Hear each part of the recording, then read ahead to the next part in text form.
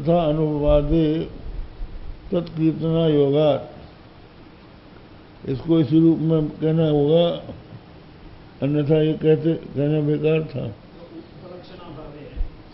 उपलक्ष है,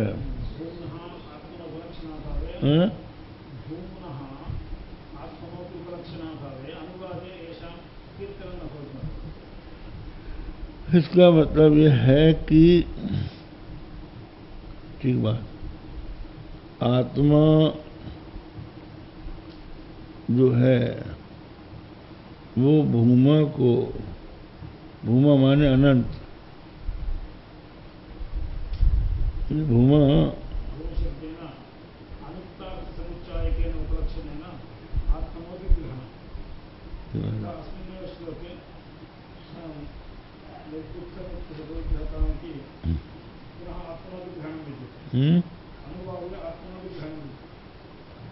भूमा और आत्मा एक ही है, ये कहना है, ठीक है ना। तो भूमा शब्द कैसे बना जरा बताइए।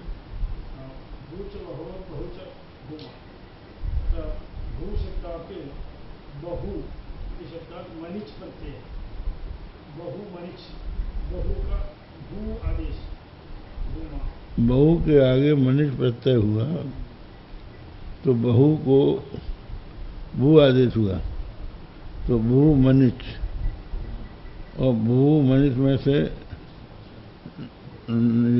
इस संज्ञा हो गई तो भूमन बन गया, भूमन बन गया, और उसके एक वचन में नांत होने के कारण भूमा बन जाएगा। तो ये जो भूमा है, भूमा का अर्थ होता अनंत। तो ये लिखा है उपनिषद में आता है, भूमैव तत्सुखम नाल्पे सुखमस्ति, भूमा में ही सुख है, अल्प में सुख नहीं है। ये बात ठीक है, लोग अनंत में सुख ढूंढते हैं, थोड़े में मनुष्य संतुष्ट नहीं होता। तो आत्मा वस्तुतः भूमा है, तो उस भूमा में अल्पता आ गई, मतलब वो ब्रह्म से भिन्न जीव हो गया, जीवता उसमें आ गई, ब्रह्म से भिन्नता आ गई, और जगत की भी प्रतीति होने लगी, जगत की प्रतीति से सद्वितीयता आ गई, तो वो एक छोटा सा रह गया। तो उसकी जो विशालता थी, उसका जो भूमा भाव था, वो ढक गया।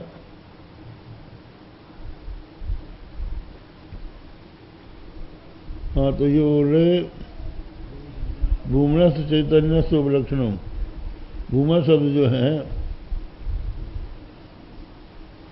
प्रत्यक्ष लिंग वचनानि दर्शयन्ति, निर्दुख नित्य सुख विग्रहता प्रतीक्षा, निर्दुख नित्य सुख विग्रह भूमि, भूमि मतलब आत्मा का उपलक्षण है, चैतन्य का।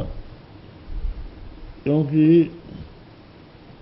अन्यथा अनुवाद में फिर आत्मा को कहा है तत्कीर्तना योगा, तथा किम तथा निर्दुखेति, निर्दुखादि स्वरूपेस्मिन् चैतन्याद्वयात्मनि, निर्दुखादि स्वरूप जो चैतन्य अद्वैत स्वरूप है, उसमें अनृत जड़ इत्यादि न उक्तम अल्पम, वो अनृत है, जड़ है इत्यादि जो अल्प है रूप, वो संभव नहीं है। वस्तुतः कथमपि न संभवति इत्यर्थः, अहंकार प्रमुखो जड़ प्रपंचो न तावत आत्मनो अन्यत्र सिद्धति। ये कह रहे हैं अहंकार है प्रमुख जिनमें, ऐसा जड़ प्रपंच वो आत्मा से अन्यत्र सिद्ध नहीं हो रहा है कि कहीं और जगह हो, आत्मा नहीं हो, तद्मानताया वक्षमाणत्वात्, आत्मा में ही वो बना है। कार्य से उपादानात् अन्यत्र अवस्थित अनुपत्ति, कार्य जो है वो अपने उपादान से अन्यत्र ठहर नहीं सकता। जैसे मिट्टी का कार्य घट है, तो घट मृत्तिका को छोड़ के कहीं नहीं रह सकता। जैसे स्वर्ण के आभूषण, कटक, मुकुट, कुंडल स्वर्ण को छोड़ के नहीं रह सकते। इसी प्रकार जगत का उपादान जो आत्मा है उसको छोड़ के ये जगत रह नहीं सकता, वो उसी के आश्रित है। तो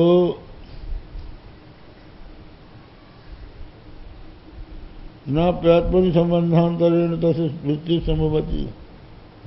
तो अब वो आत्मा में अगर है तो किस संबंध से है? तो आध्यात्मिक संबंध ही कहना पड़ेगा।